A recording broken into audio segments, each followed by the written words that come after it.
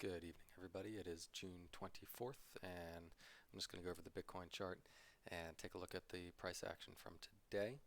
Um, I have not really prepared anything. I've got my charts from yesterday up here, so I apologize in advance if I'm kind of figuring things out as I go here. But all right, so this red zone here, this we determined based on this little yellow A and B as the potential rejection for that C, which it did reject from.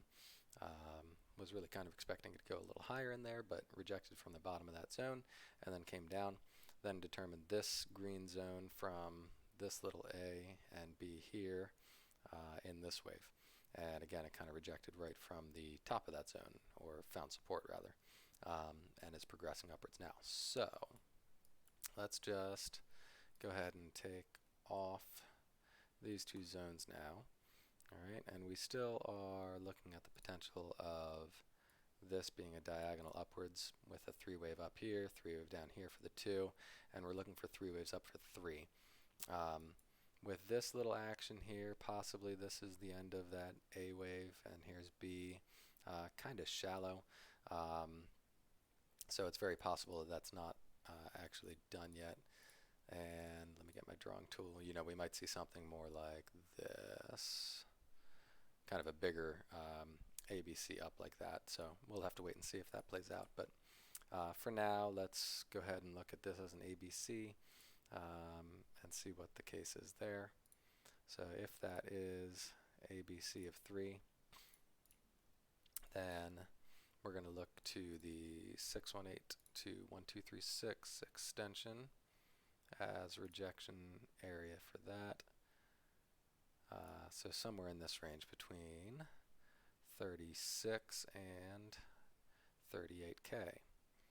So let's bring that 3 down into this box now. So, and this is going to change if this makes a bigger A and a bigger B, just because this is kind of small. But so that's possibly going to change and go a little bit higher. But for now, that's kind of where I'm looking at. And maybe this is just ABC within A. And then we get a more complex, you know, ABC down in B, ABC up in C to complete wave 3. So we'll kind of see how that plays out. But that's where I'd be looking for rejection then. And then from there, I'd want to see 4 hold. Definitely has to hold above 2, but it can overlap with 1. You know, so right here where this, basically we had this resistance hit, that's probably where we're going to look for 4 to hold support. So if that's going to do a diagonal, it's probably going to do something along these lines. And then our 5th wave is going to be about the same length as the rest of them, so somewhere up here to about 40. That looks about right. So that's kind of what I'm keeping my eye on right now. And when 3 tops out, what we'll do is we'll draw from the top of 1 here to the top of 3, and then down to the bottom of 2. And actually that lines up really nicely with 4, and maybe 5 extends to about there. So that actually works really well within this channel that it should create then. Doesn't always have to be a parallel channel. It can be a wedge, either expanding wedge or a wedge that goes inwards. So, you know, it can basically go like this and do a rising wedge up, something like that. It could also go kind of expanding wedge as well. In any case, it is certainly leaning right now towards doing this. This level is going to be key to break for a couple different reasons, though. If we look back here, this is obvious zone of, got my magnet on, turn that off, okay. Right in here, all this price action right here, all this price action right here. This is a demand zone, right, or a supply zone. And we're coming back up into it right now. So we really have to push through this zone first.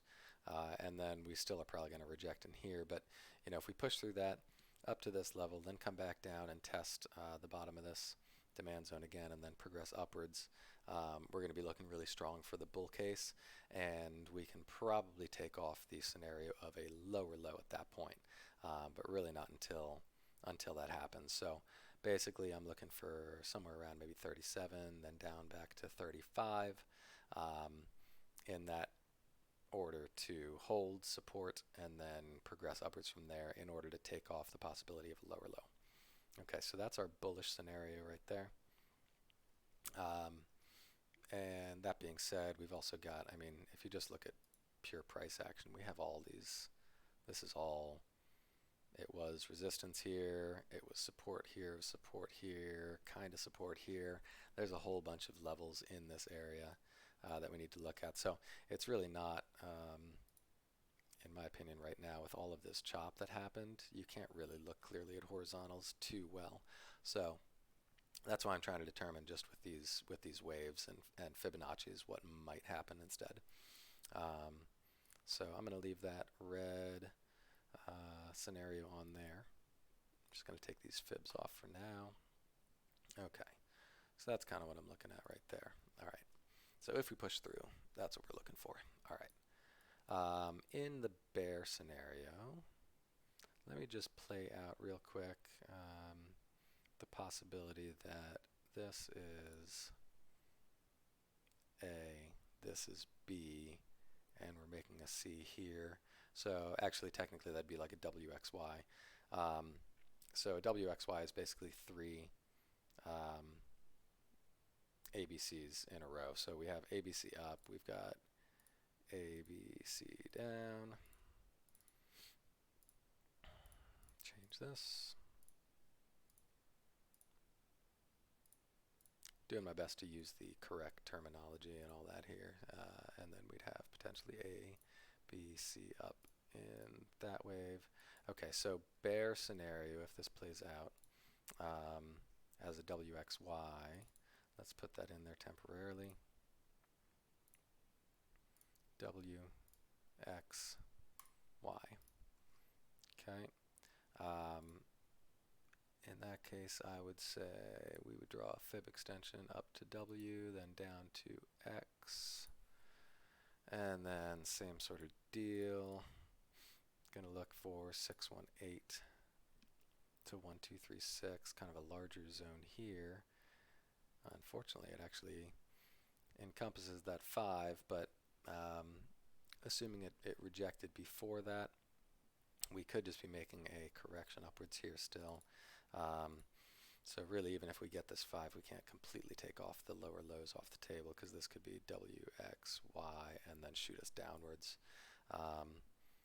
If it goes up higher than this box, I would say that chance is much lower. Over 38 really is the level that I'm looking for. 36 is a great first step over 36, and then over 38 really should take that off the table, but technically it's still valid based on that. So definitely want to see, like I said in that bull scenario, we want to see rejection from here and then support down in this range. If we see support here, I'm going to be a lot happier. And that's going to be a nice diagonal up with 5 waves. So that does lean, in my opinion, that does lean towards more bullish action to come.